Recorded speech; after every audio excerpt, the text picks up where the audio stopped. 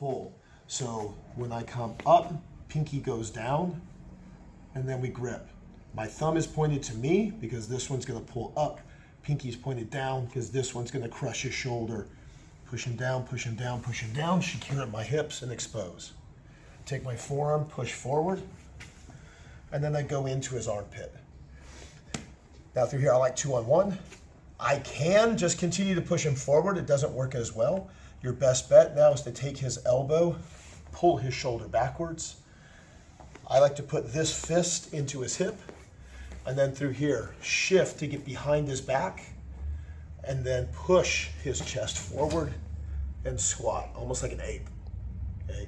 I'm sitting with my chest up against his back. It's pushing him forward.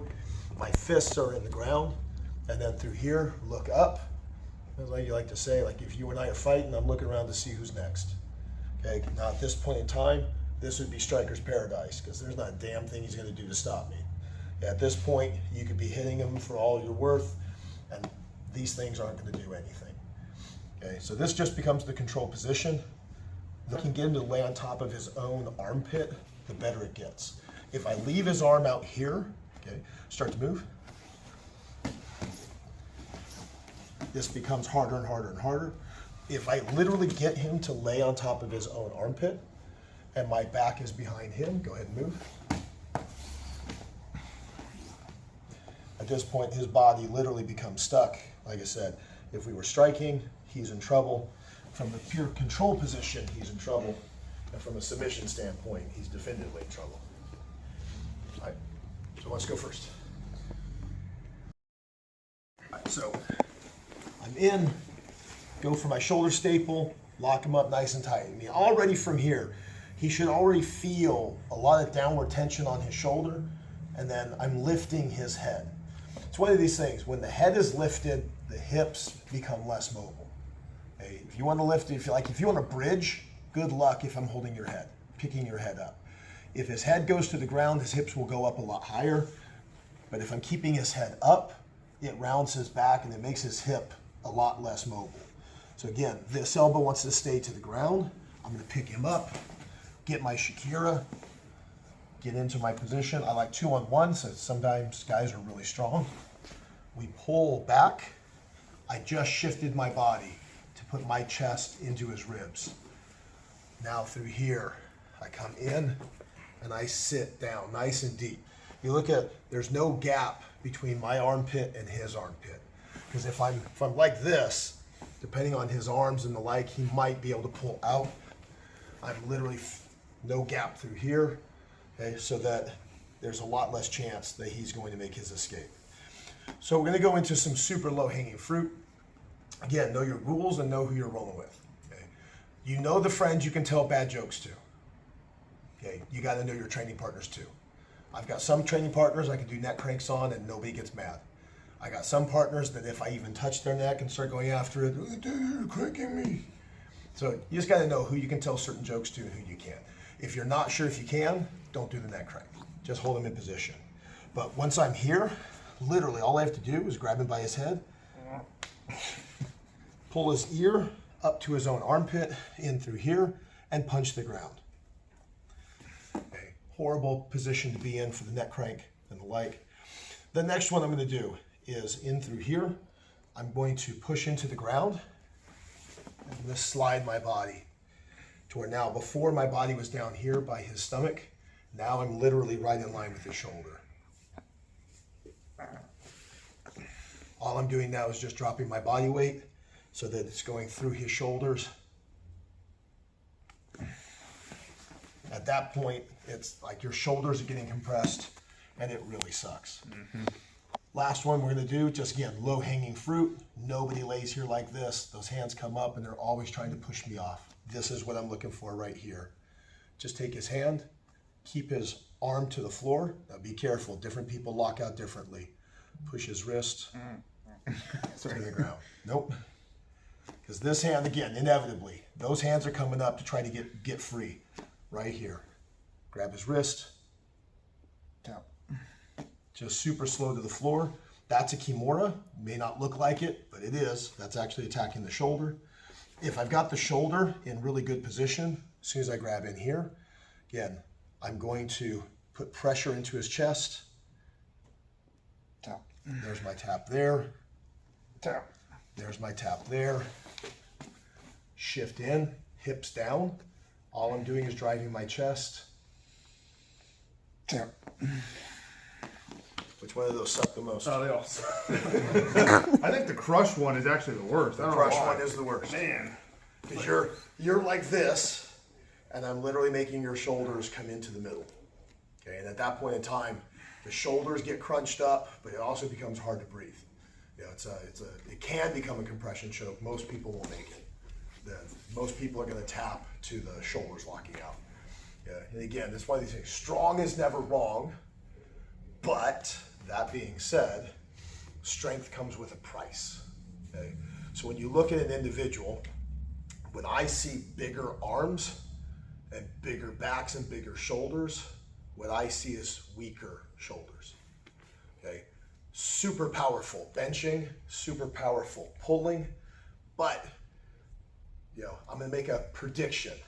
Your shoulders will lock out faster than your shoulders. Just a prediction. There's a price that comes with the muscularity. Okay? And usually it's a tightness within the shoulder. So be ready. When this hand is here and you go to push, that shoulder is gonna lock out. The bigger the muscle, the faster that thing goes. So, it was 1999. I'm going with this dude, very big. I had him dead to rights in an arm bar. I never thought that a dude would pick me up. I was 240 at the time, pick me up with one arm, literally picked me up in the air like this and was getting ready to slam me down. I'm like, this is what the guy does every day. You could tell in the gym, and he's just banging that weight, doing curls and things of that nature. So I'm trying to fight him at his most powerful. And that started to set my policy. When I go against bigger guys, I go after shoulders mostly. Yeah, because they're so used to curls and they're so used to benching and things of that nature. But if you get them compressed and then you start rotations, that's where their most limbs are at their weakest, especially when they're big. All right, let's give it a shot. Position. I'm in. I dive in. I make my grips. Immediately, I want that head getting picked up. I'm going to pry bar, pry bar, pry bar. There goes my Shakira into the armpit, peel him back, and set my control. Now, you can see a little bit of what he's doing through here. If the hand comes up front, as long as he can't get his arm out, it's actually not that big of a deal, and he actually might be putting himself into a worse position. Because through here, if this hand starts to become a little bit more exposed, then what I'm gonna do through here is I'm gonna hook him up. And now I'm gonna put his hand behind his back, and we're just gonna circle. Okay, and once it's here, now he's in a lot of trouble as we go. Now he's going to be belly down, arm behind his back. So I'm not concerned. I prefer the hand not to be there, but I'm not concerned if it is. Okay. So again, we're in, staple, boom, boom, boom. I'm going to pick him up. Now again through here, I can feel his chest is in my belly. So I don't want that. I want his chest to be about at my chest. This is going to get me a lot more mobility. And again, this part's going to suck a little bit. Here goes that reinforced thumb again, or the noogies. So now I'm going to aim for his chin. My goal now is to get under his chin. So through here, if I need to kind of sit up a little bit, I'm going to put my hand in play. Once it's here, I'm just going to shove my hand in, and now through here I can grab onto my own forearm. This is good, but it's not it yet. Okay, thumbs pull, pinkies push. If I want to get to his throat, I need pushing, because I need it to go that way. So once I'm here, I put it in. Okay, I can come in and grip to give me a little bit of safety, but then what I'm going to do is I'm going to switch into a baseball grip. Now, with my feet though, when I'm here, remember when we did the shoulder compression that I moved up to his shoulders? So when I make that switch with my hands, then my feet are going to make a little hop to come out this way. So I'm going to go in, slide in, set my hands, and make a little hop. Now when that happens, I pull my hands up, and my pinky goes right into his throat. Sink onto his chest, and then through here, we swing the baseball bat. Forearm goes into his throat, pinkies always push. The other hand, the thumb is pulling. His forehead goes to his chest, but his Adam's apple goes to the back of his throat. When those all go together, it's a nasty choke. All right, let me check one so you can see it. You're gonna do it to me. Oh yeah. So we're in, compress, drive, drive, drive. Shakira, open up that arm, get to the armpit, in, open him up, and drive. This becomes our stockade position or happy birthday to hold and pin. So now what I'm gonna do, I'm gonna take this hand and I'm gonna go under his chin.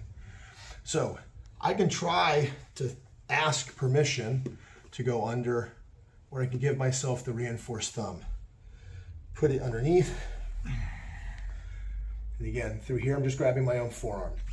That's good, very uncomfortable, but it's not gonna be a very good choke. So I'm gonna come in, put myself in.